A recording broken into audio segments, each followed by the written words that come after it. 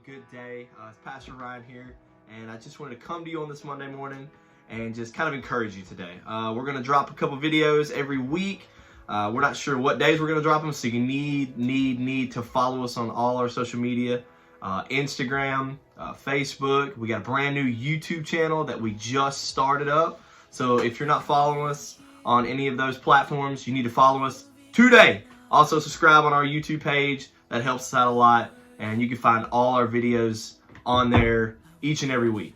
So make sure you're looking out for those videos. But today, Monday morning, I just wanted to hit you with some Monday morning motivation. And we can call it that, we can call it whatever. But today, like I said, I just wanted to motivate you so you can get up and make your week happen. I know everything's happening in the world, but that doesn't mean we can't still seek the face of God and seek His Word and encourage ourselves and encourage each other. So today, I want to talk to you a little bit about claiming victory in your life. And I'm going to tell you a story that's really impactful for me, really impactful for my family, and it really means a lot, and it really stands out whenever I talk about claiming victory in life. So if you see this big flag behind me, basically super simple flag, white flag, blue W.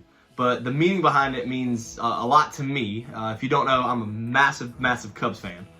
Been a Cubs fan my entire life. My dad was a Cubs fan before me, his dad before him, and so on and so on. So you could actually say that this kind of fandom really runs in our family.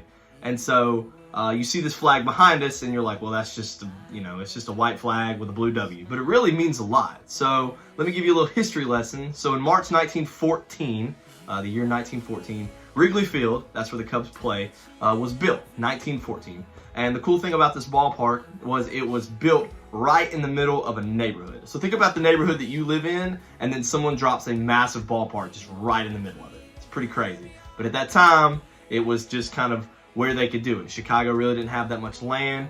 They just dropped it right in the middle of this neighborhood. So that was built in 1914. In 1937, they built the hand-operated scoreboard. It's still the one that's used to this day. And they still hand-operate it to this day. And if you go online, you can see it. It's really big. It's massive. It looks beautiful. But in 1937, that was built. And since they built that scoreboard, what they do is during the Cubs games, after they win or after they lose, they raise a flag.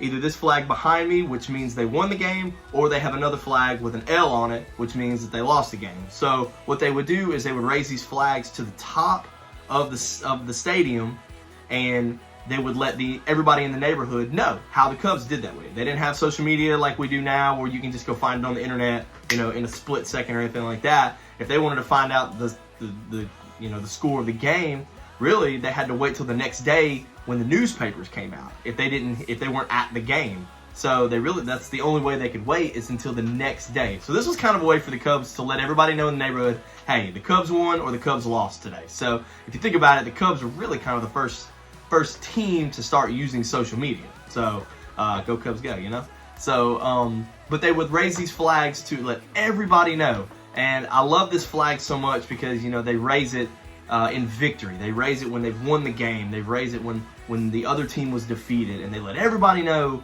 that they have won the game.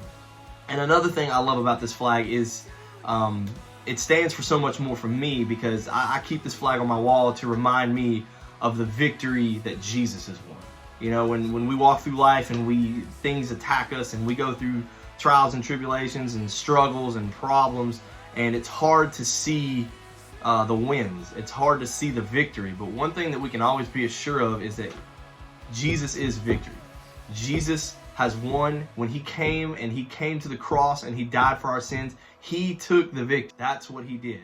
And this flag, whenever I walk into my office and I see this flag, it reminds me that Jesus died for me, and He died so that we could have victory. And it's very powerful, and I love that. It reminds me every day that no matter what I'm walking through, He has me. He has already won. The battle is already over. And I want to give you a quick verse today, just really quick, that can really be inspirational to you. It's Proverbs 21:31. All right, so Proverbs 21:31 says, "The horse is prepared for the day of battle, but the victory belongs to the Lord." Let me say that again. The horse is prepared for the day of battle, but the victory belongs to the Lord. See, it says the horse is prepared for the day of battle. That means that we have to be prepared to go to battle each and every day. We're going to have struggles. We're going to have battles. We're going to have wars that we fight every single day, but we walk through that knowing that the victory has already been won. The victory already belongs to the Lord. So whatever you're going through today, whatever struggle you're going through, whatever difficulty, whatever battle and war that you're fighting today, be encouraged because the victory is already in the Lord. He has already won. So I wanted to encourage you with that today and just praying for you, praying for your family during all of this mess that's going on. Like I said, be looking for our videos. We're going to drop them each and every week. Be looking for them. Subscribe. Hit the follow button. Hit the like button. Hit the share button. Do all of that so we can let everybody know what's going on here at CY. Until next time, you guys have a good day.